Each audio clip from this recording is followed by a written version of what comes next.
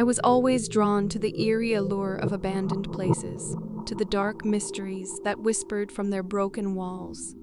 My fascination had taken me to desolate asylums, decaying mansions, and forgotten graveyards. But nothing could prepare me for the horrors I would encounter on that fateful summer day when I ventured into the farm in the shadows. The farm stood on the outskirts of a sleepy town, its pastures long overgrown with tangled weeds and thorny vines. The locals whispered tales of the place, tales of darkness and death. They said the farm was cursed, that it held secrets too sinister for human comprehension. But my curiosity was insatiable, and I couldn't resist the pull of the unknown.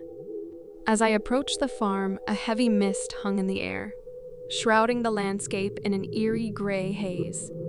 The sun was a mere dim orb in the sky, struggling to penetrate the thick canopy of gnarled trees that surrounded the property. The place seemed trapped in perpetual twilight. The farmhouse loomed before me, a decrepit structure that had weathered the passage of time with a sinister grace. Its windows were shattered, and the porch sagged under the weight of years of neglect.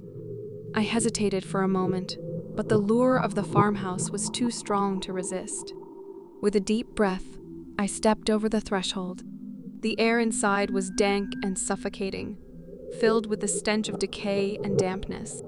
Cobwebs hung like gossamer curtains from the ceiling, and the floorboards creaked beneath my every step. I moved through the gloomy corridor, my flashlight cutting through the darkness like a beacon of hope. I entered the first room, and my heart skipped a beat.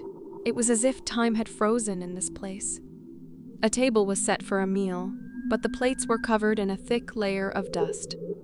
Family portraits lined the walls, their faces twisted in unnatural expressions of anguish. I shuddered, unable to shake the feeling that I was intruding upon something deeply personal, something that should have remained hidden. As I explored further, I discovered a door that led to the basement. The stairs descended into darkness, and my flashlight revealed a labyrinthine network of tunnels.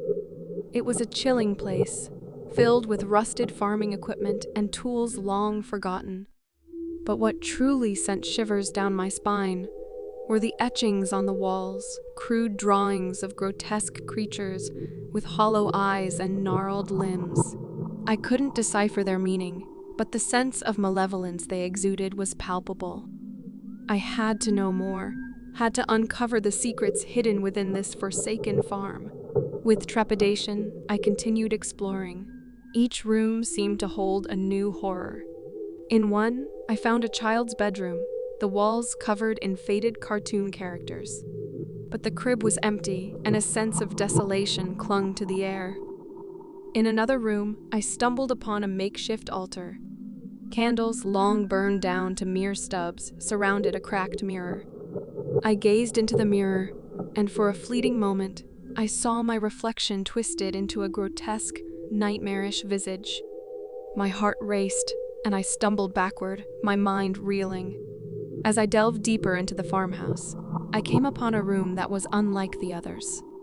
The walls were lined with shelves, and on those shelves were jars filled with murky liquid and strange, unidentifiable objects.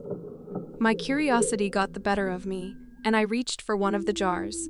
Inside, I found a mummified hand, the fingers twisted in agony.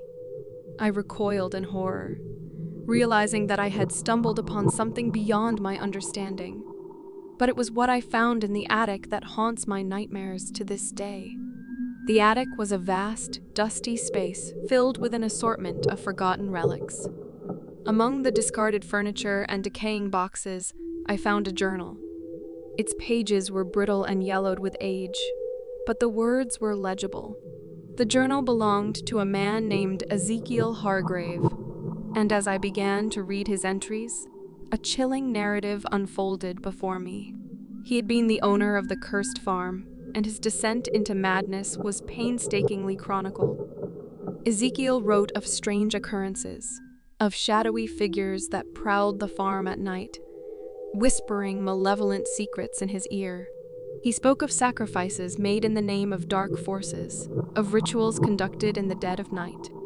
His words grew increasingly disjointed and frenzied as he descended into madness, and he begged for forgiveness and salvation. But it was the final entry that sent a cold shiver down my spine. Ezekiel wrote of a pact he had made, a pact that had cost him everything. He had given his soul to the malevolent entities that dwelled on the farm in exchange for power and immortality.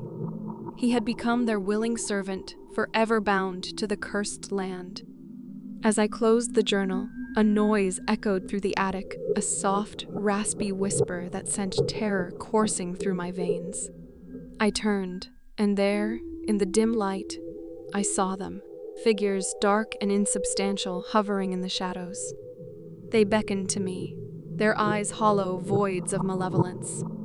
I fled the attic, my heart pounding, and raced down the creaking stairs. But the farm itself seemed to conspire against me, the walls closing in, the corridors twisting and shifting. Panic clawed at my mind as I stumbled through the labyrinthine darkness. Finally, I burst through the front door, gasping for air as the mist enveloped me. I didn't look back, didn't dare to glance at the farmhouse. I knew those malevolent entities were still there, waiting, hungry for souls to ensnare. I returned to the town, my body trembling with fear, and tried to put the horrors of the farm behind me.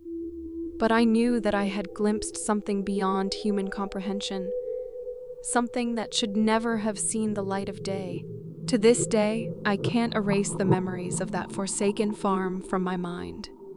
The journal of Ezekiel Hargrave still haunts me, a reminder that there are forces in this world that defy explanation, that lurk in the darkest corners of reality, waiting for the curious and the foolish to stumble into their grasp. And I can't help but wonder, in the dead of night, when the world is shrouded in darkness, what horrors still dwell on that accursed farm in the shadows, waiting for their next victim to arrive.